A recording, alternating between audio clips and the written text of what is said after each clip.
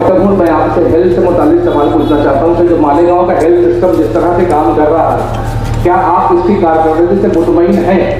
जाहिर है नहीं होंगी, तो अगर नहीं है तो इसमें तब्दीली और बदलाव के लिए आपकी प्लानिंग क्या है? देखिए, मालेगांव शहर में आप किस फैकल्टी में पूछना चाह रहे हैं? मेडिकल हेल्थ सिस्टम से बता दें। हमारा प्रोग्राम ये है कि मालेगांव शहर के जो हॉस्पिटल हैं, जो सरकारी हॉस्पिटल हैं, उसमें जो रेफर करते हैं पेशेंट को शहर से बाहर, उसकी वजह यह है कि 2 वजह, हमारे पास स्टाफ नहीं है और दूसरा हमारे पास स्पेशलिस्ट डॉक्टर नहीं। अगर किसी हामला औरत को जिनका सिजेरियन होने वाला है, उनका ऑपरेशन मालेगांव में नहीं होता, इसलिए तो वहाँ उनका ब्लड प्रेशर ज़्यादा होता है, या कहते हैं कि बच्चा कमज़ोर है, या तीसरा सीजर है। उसकी वजह यह है कि गायनेकोलॉजिस्ट के साथ साथ एक जनरल सर्जन और एमडी डॉक्टर चाहिए, लेकिन हमारे पास एमडी डॉक्टर और दूसरा जनरल सर्जन नहीं होता, इसलिए ये लोग भेज देते हैं दूलिया। दूसरा ये कि बच्चों के लिए NICU जो चाहिए वो यहाँ नहीं, कि अगर बच्चा कमज़ोर पैदा होता है तो वो यहाँ रखने का इंतज़ाम नहीं, और औरतों के लिए ICU का स्टाफ नहीं, इसलिए बाहर गाँव भेजा जाता है। अगर हम यहाँ पे वो इंतज़ाम कर लेंगे ICU, NICU और स्टाफ, तो हमको ज़रूरत नहीं है, क्योंकि हमारे पास पूरा हॉस्पिटल तैयार है, सिर्फ हमारे पास टेक्नीशियन स्पेशलिटी वाले लोग नहीं।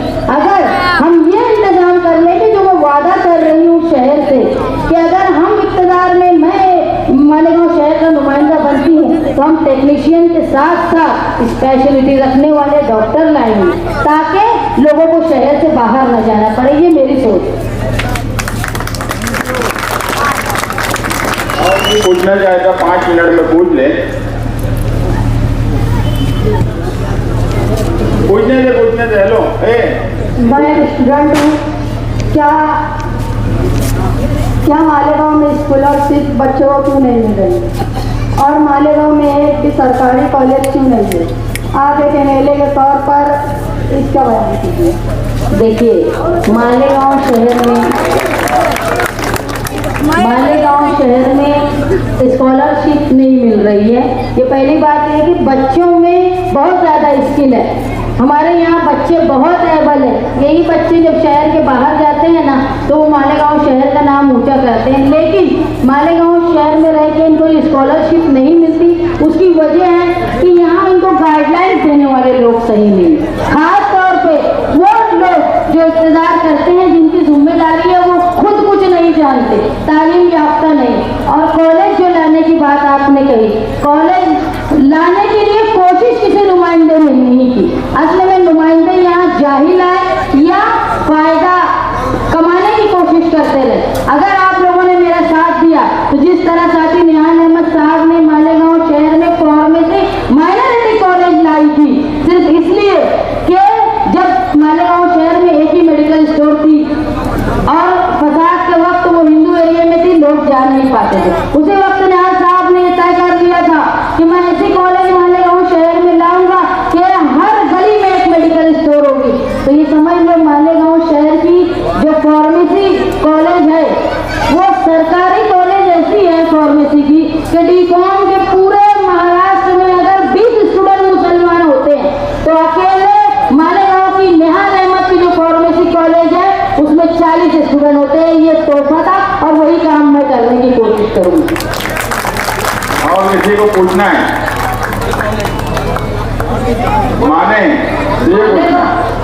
मालेगांव में कहेगा स्टेडियम क्यों नहीं? तो क्या खेल का स्टेडियम मालेगांव शहर में खेल का जगह जो है, एक जगह है यादीस कल्लू स्टेडियम, जिसको इस्तेमाल के लायक नहीं बना जाता है। मतलब उसको ऐसा बनाया नहीं गया है कि कुश्ती वाले कुश्ती के लिए वो मुनासिब जगह हो, या वो जो लोग फुटबॉल खेलते हैं उनके लिए मुनासिब जगह हो। बेहतर ये है कि अगर उस पर अच्छी फंडिंग की जाए, उस पर गवर्नमेंट की तरफ से पैसे लाकर उसको खेल के लिए बनाया जाए, तो हमारे पास बहुत बड़ी जगह, 17 एकड़ की जगह है हमारे पास। और किसी से पूछना है तो मुझे भी एक सवाल पूछना है।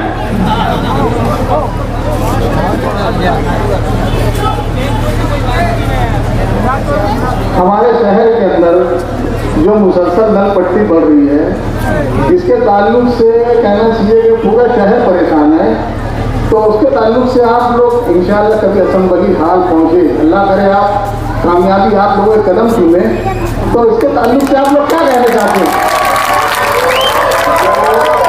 जो भी लोग ये बोलते हैं कि 5% पानी पट्टी हम कम करेंगे, सच मानो में उन्हें ये समझ ही नहीं रहा है कि 5% पानी पट्टी कम कैसे होंगी।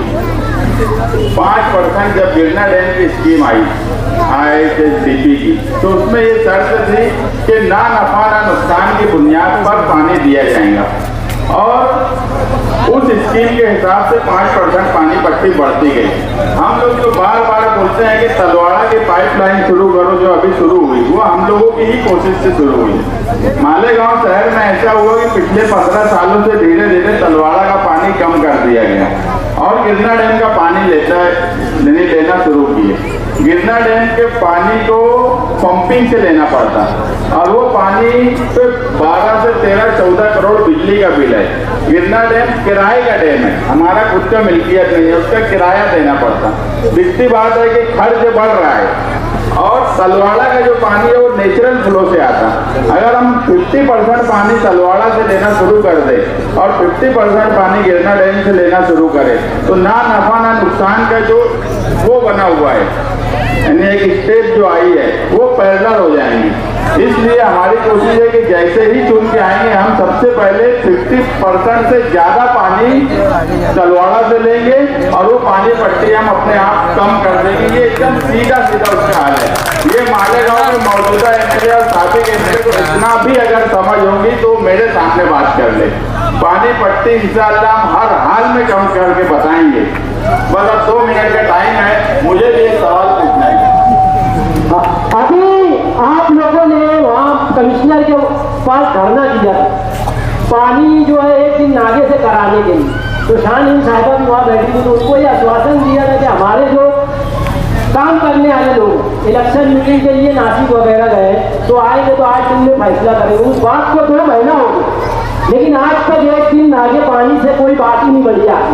बिल्कुल सही बात है। 4 साल की पोजीशन में पहली बार ऐसा हुआ कि चंकापुर डैम और गिरना डैम दोनों ओवरफ्लो हो गया, मगर ओवरफ्लो होने के बाद भी सही बात यह है कि कारपोरेशन में जो वाटर सप्लाई का डिपार्टमेंट है पूरा कोलैप्स हो गया। वहाँ पर अब लोग ही नहीं है। आज पोजीशन ना किसी लीडर ने वो जो इख्तियार में रहे वो कोशिश किए, और अगर आगे जब तक कारपोरेशन का वाटर सप्लाई डिपार्टमेंट हम सही ढंग से नहीं लाएंगे, आज जो पुराने लोग थे, जो जहीर साहब, मोहम्मद साहब, ये सब लोग रिटायर हो गए श्री भवन, अब कोई वहाँ बचा ही नहीं है। ये समझ लो कि आज तुमको नल आ रहा है, पानी आ रहा है, बस खोलने वाले आदमी है, नहीं तो ऐसे हालात है कि वो भी नहीं हो सकता। मगर वो किस तरह से सुधरेंगे, यही है कि वो डिपार्टमेंट में नए और अच्छे काबिल लोगों को लाया जाए, काबिल लोगों को वाटर सप्लाई में बैठाया जाए, तो ही वो काम होता है। बस ये आखिरी सवाल है।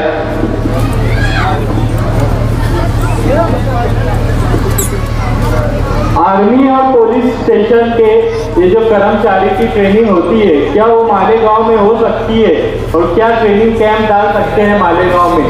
ये बहुत नौजवानों का मुस्तकबिल का सवाल है, क्या कहना चाहेंगे आप? अग्निवीर स्कीम आई थी, बीजेपी सेंट्रल गवर्नमेंट की स्कीम थी। मालेगांव शहर में सबसे पहले हमने हिमायत की थी, तो स्कीम लागू होना चाहिए। दूसरे लोग मुखालफत करते हैं, वो अलग बात है। अक्सरियत जो है, अक्सरियत में जो लोग हैं वो नौकरी पा लेते, मुसलमान नौकरी पा नहीं सकता। अगर उनको वो 3 साल की भी नौकरी मिलती है तो अच्छी बात है। और अग्निवीर के नाम पे हम एक कैंपस मालेगांव में ही बना सकते हैं, और हम उसकी कोशिश करेंगे कि सेंट्रल गवर्नमेंट की जो अग्निवीर स्कीम है उसका कैंपस ट्रेनिंग का एक मालेगांव में बने, और वो ट्रेनिंग का कैंपस बनेगा तो भले ही 3 साल के लिए क्यों ना हो, हमारे लोग उसमें नौकरी में लग सकते हैं। तलवाड़ा के ही पानी के लिए सारी कोशिश कर रहे हैं। अब पर आखिरी सवाल मेरा है कि अगर 23 तारीख को शान एमएलए बन गई तो वो शहर और घर दोनों कैसे संभालेगी?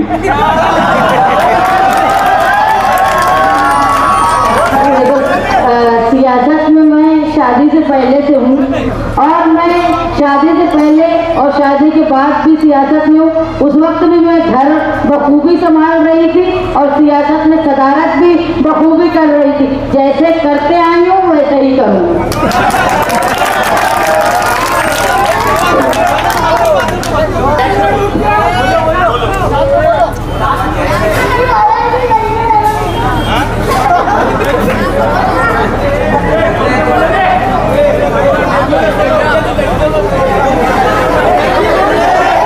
साइकिल आएंगी तो साइकिल दिलाई दी जाएगी।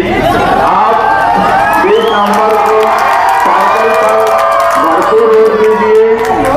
आप आज तब्दीली की दस्तक के नाम से जो 20-25 हजार लोग सुन रहे हैं, आप लोगों का शुक्रिया। आपने हमारी बात सुनी, आप अपने जमीन की आवाज पर। एक आखिरी सवाल मेरा है। हेलो मुस्तकीम भाई, एक आखिरी सवाल मेरा है, आप गौर से सुनिए।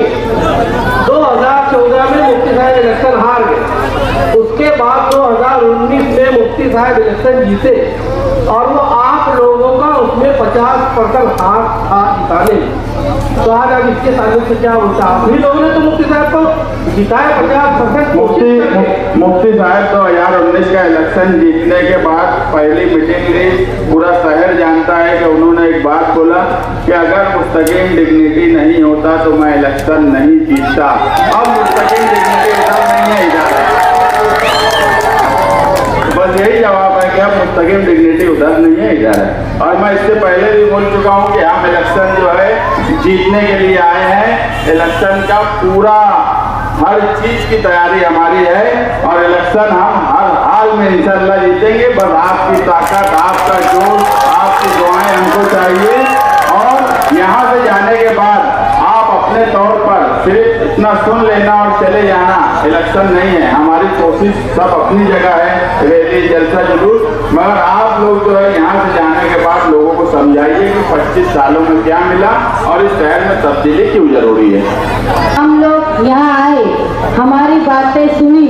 मैं समाजवादी पार्टी की उम्मीदवार होने के साथ साथ इस गली की बेटी भी हूँ, इस मोहल्ले की बेटी भी हूँ और इस मोहल्ले की बहू भी हूँ। तो आप लोगों से मेरी दरख्वास्त है, आप जो हमारी बातें सुनी, इस बातों को अपने रिश्तेदारों में, अपने जान पहचान वालों में पहुँचाए और ये बताएं कि इस शहर में अच्छी तालीम याफ्ता और समझदार सियासी सूझबूझ वाली तब्दीली की जरूरत है।